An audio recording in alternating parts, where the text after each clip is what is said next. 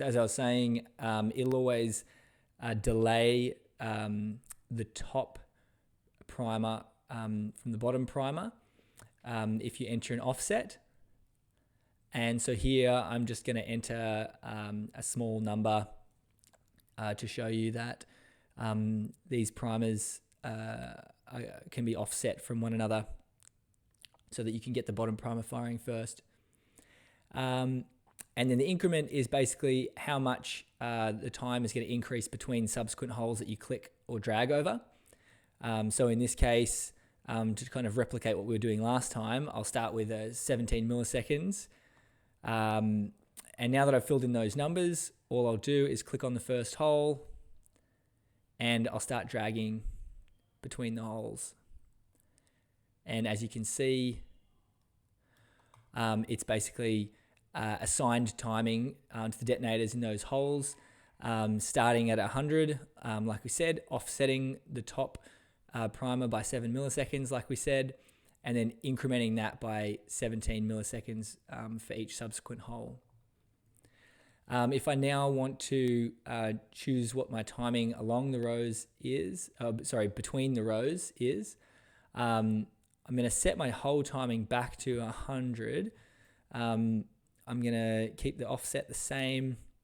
And here, maybe I want to have, I'll just do 42 milliseconds between the rows. I'll click on this first one and drag back.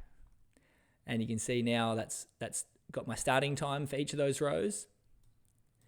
Now I'll set this to my starting time for that row. Back to 17 millisecond delays. And I can move across this middle row. I can then set my hole timing to 184, which is the start time of this last row. It's going to increment at 17 milliseconds again, and I'll drag across again. And now I've got my kind of simple electronic timing for that shot done. Obviously, doing electronic timing like this gives you a lot more flexibility. You don't have to just click and drag 17 milliseconds across each one. You can, if I want to come and edit this particular hole to be 355 instead of 354, I can type that up here in my hole timing box, come back here, click that, and that's done. If I wanted to massage things a little in order to reduce my maximum instantaneous charge or max pounds per delay. So those are the techniques for hole-by-hole timing for electronics. Also coming soon are going to be automated timing tools for set throw direction and burden relief, or set burn line direction and burden relief as well.